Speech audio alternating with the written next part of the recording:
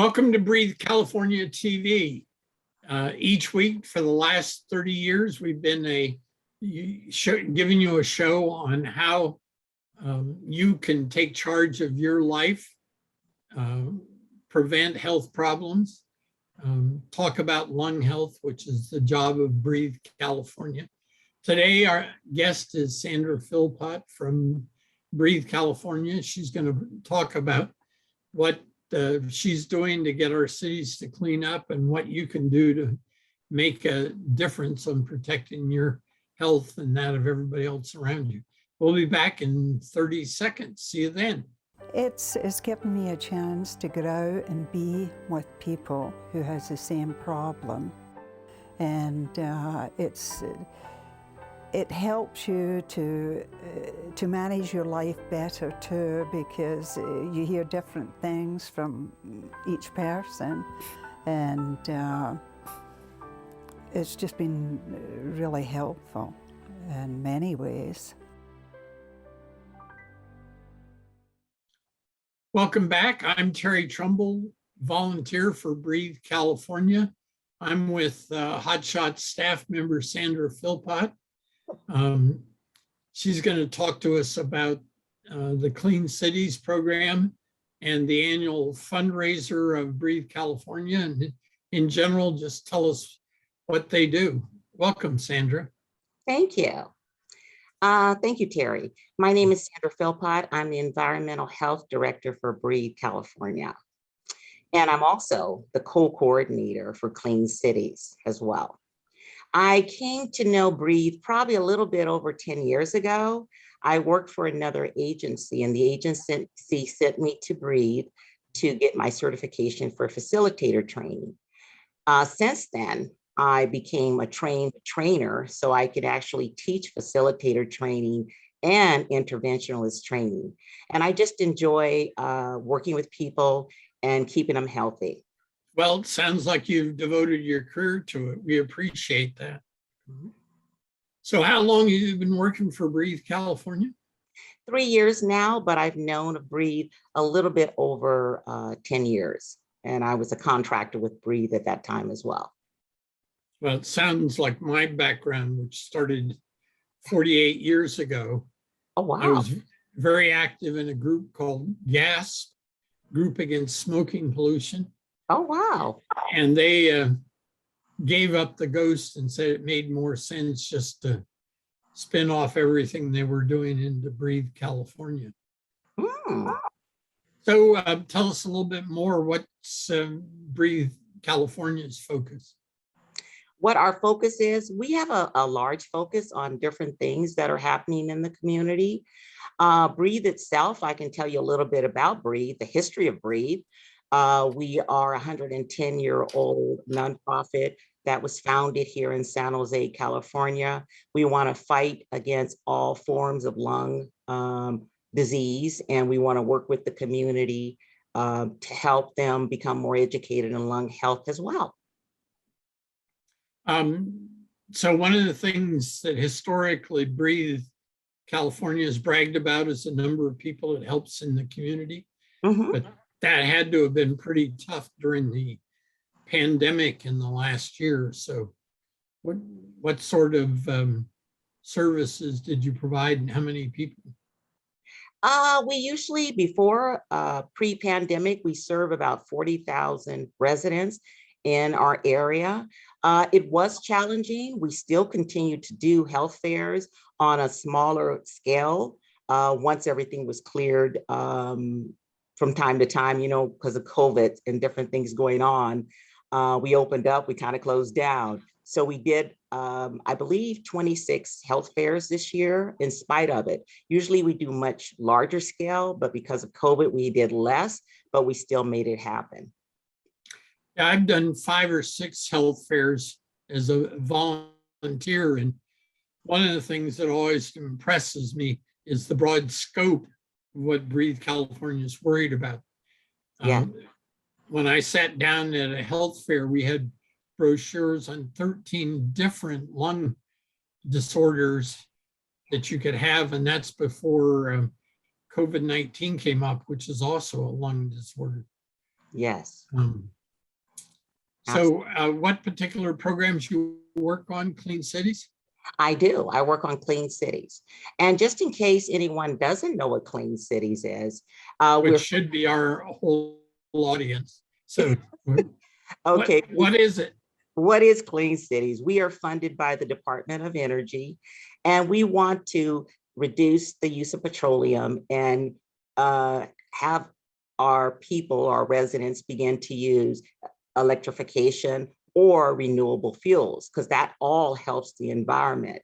We have public and private stakeholders. We have people from county, from government, to buses, to school districts. We have regular everyday people who support our cause that are part of our stakeholders. So right now, I believe we're at 235 stakeholders that are in the area. And we are one of 100 coalitions throughout the United States.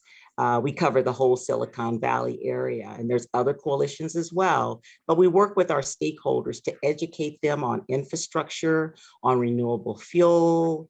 If they have technical issues they don't understand, we help them with that as well.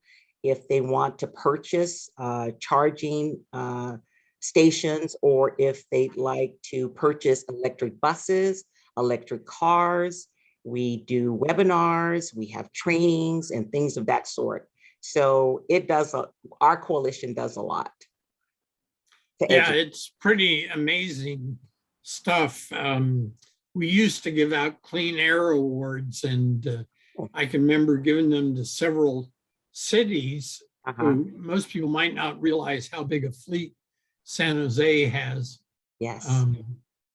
I don't know, you may know the numbers better than I do, but when we gave them an award for getting rid of gas cars and switching to electric and natural gas and hybrids, it was something like 700 cars, I think. Oh my, yeah, that's increased. So Clean Cities is a good name just for getting many of us forget that cities employ a lot of people and buy a lot of equipment and stuff, and can make a big difference in reducing air pollution and other contamination. Absolutely. San Jose City, Santa Clara, we work with those. They're our stakeholder as well. So you're absolutely right. They have a lot of renewable fuels. They have electric vehicles. So they're on point. So my recollection is Breathe California puts together, maybe I should say Clean Cities puts together an annual event to show off low polluting or non-polluting cars like electric cars. Tell me a little bit about that. The Ride and Drive event. That's our yearly event that we have. We have it the last week in September. It's usually on a Saturday. It's usually from 10 o'clock to 2 o'clock. We invite our dealerships there. This year, for example, we had Tesla, Jaguar, Toyota, DGDG was there. They brought out new vehicles for people to test drive. We had display vehicles on the other side. We have partner agencies that are there to help you and talk about incentives if you did buy an electric vehicle. We had lawn games for the children. We had face painting, food truck. It was a lot of fun. And DJ, let's not forget our DJ. So it's a fun event. It's the last week of September. It's only 4 hours. And it's fun for the family. So once you're done enjoying yourself and taking a ride in that electric car and visiting our tables, you can always take your family over to the water park or just walk around the park. Yeah, it's very close to the water park on Singleton Road. Yes. So we're going to get back with Sandra in about 30 seconds after a public. What it feels like to have an asthma attack is, well, you can't breathe and you can't tell anybody that you're having an asthma attack because you can hardly talk. You can maybe say 1 or 2 words, but you can't say much else. Breathe California has helped me come in contact with more asthmatics and more people who have the same case as I do. It's important to me because I don't feel like I'm alone in the fight against asthma.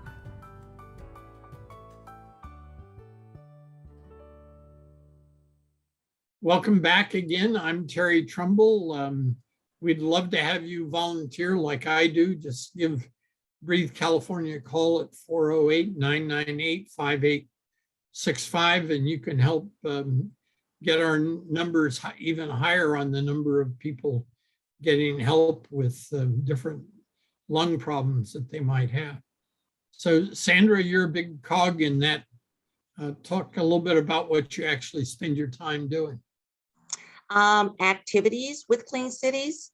And also some of our activities involve listening sessions that we have. So when we have larger fleets, what we actually do is meet with them. We met with Mineta Airport, VTA, and because they had gotten new shuttle buses in, VTA had gotten new electric buses in. So we call those listening sessions. Those are some of our activities that we do in Clean Cities. We've had propane webinars or trainings. We've had, which I'm very proud to say, we had first responder training this year, because a lot of times when there's emergencies, the firemen and women go to the vehicle, but it's a different kind of vehicle. So we had training on that. And we also are doing an upcoming regional webinars or trainings, we would say workshops. And what that is, we're going to have one in November that will be on infrastructure and electric vehicles. And then in January, we're going to do the end user.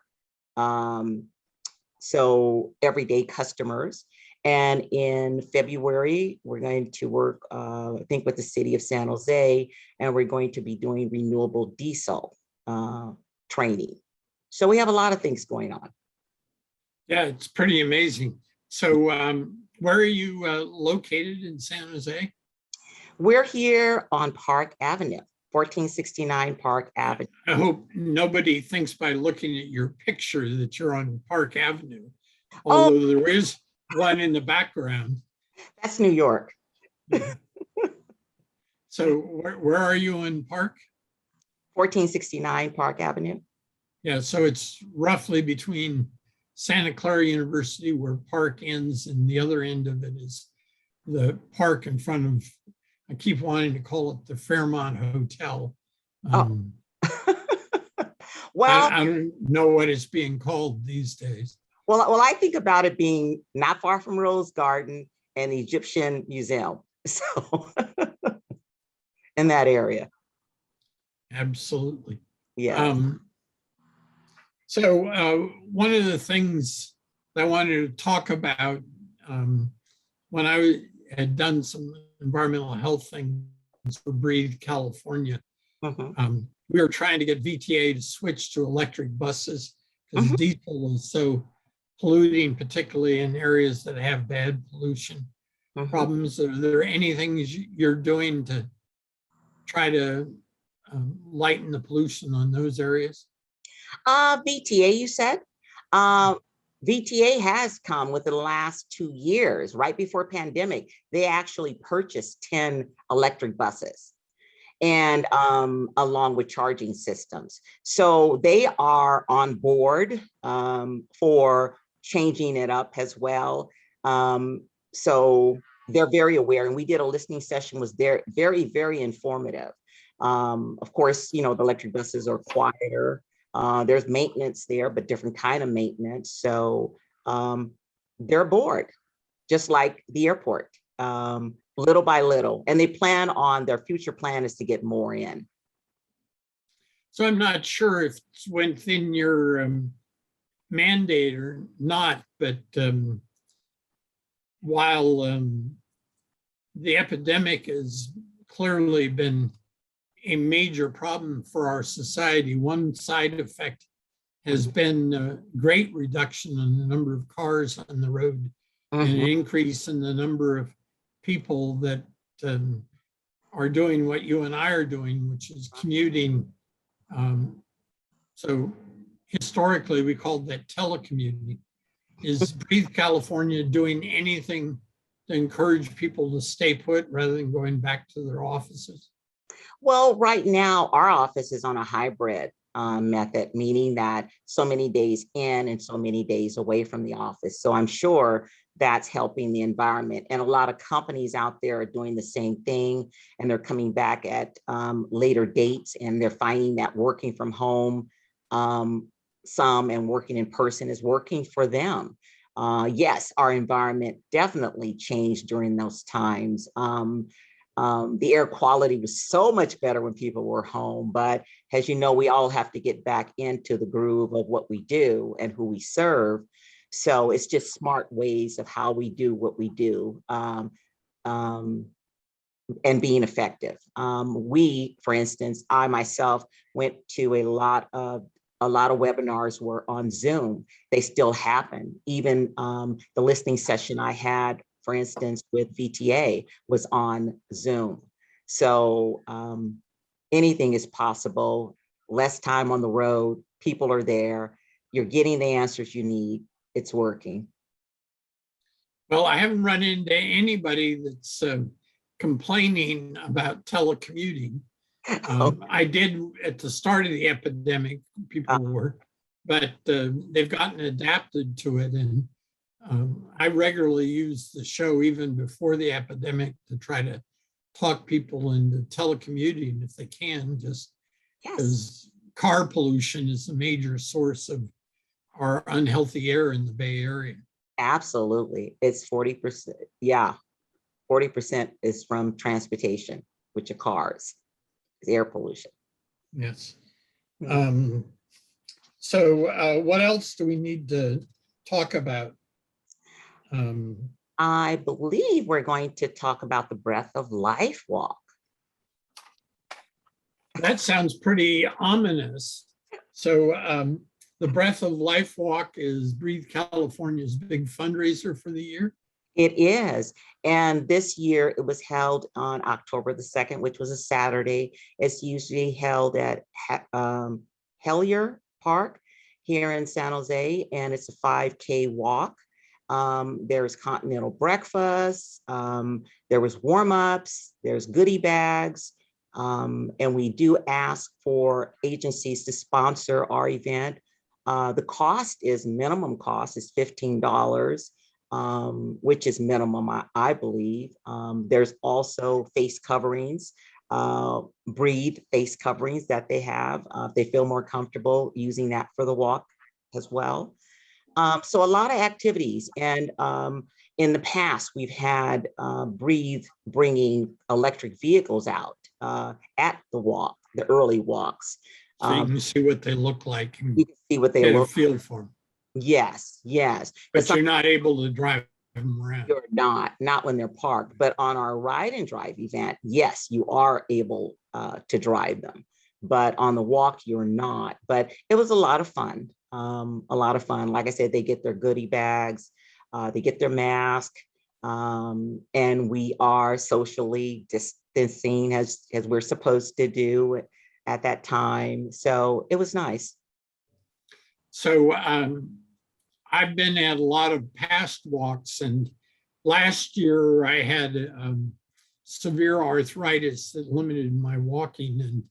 And the nice thing is that there are a variety of different walk lengths. You don't have to go 5K. You can just walk for 1K or 2K, whatever fits for you, which is a good way to do things. Yes. And then I've always appreciated the food. There are a number of restaurants and places that donate food that you get to have there. Number of tables for sponsoring groups that are very nice. So it's a fun event. Right. Go to and to get food. But this year we did have packaged food because of the COVID guidelines, unlike in the past, you know, how we can get the restaurant food and thing of that sort. But this year it was packaged food, which was still sounds good. Still covered. So a particular thing that you and I didn't talk about before the show is wildfires.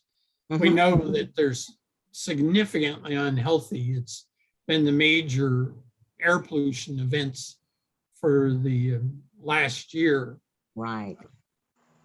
what kind of things can Breathe California do to help people adapt to wildfires? Well, we give them information. We have plenty of brochures on wildfires, how to protect yourself, especially when you're leaving your house. We're already masking up, but to mask up even more.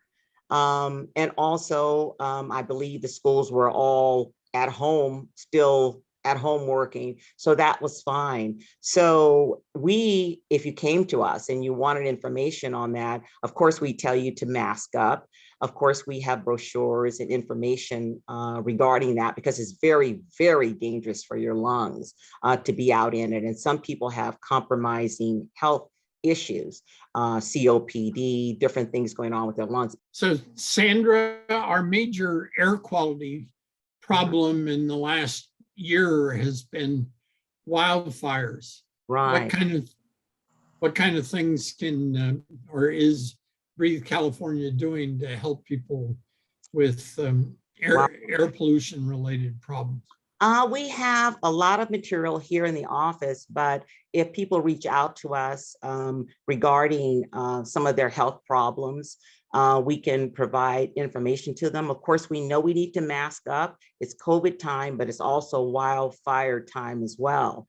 And people with COPD especially suffer the most with that, and asthma. Kids with asthma, adults with asthma suffer with that. So we provide information that's out there, but the main thing is to follow the health guidelines, the air quality and the index. And that comes on usually in the morning, or you hear it on the radio station, what your air quality is in your area. So does Breathe California take positions or suggest air cleaners? I know the Bay Area Air Quality Management District has started distributing free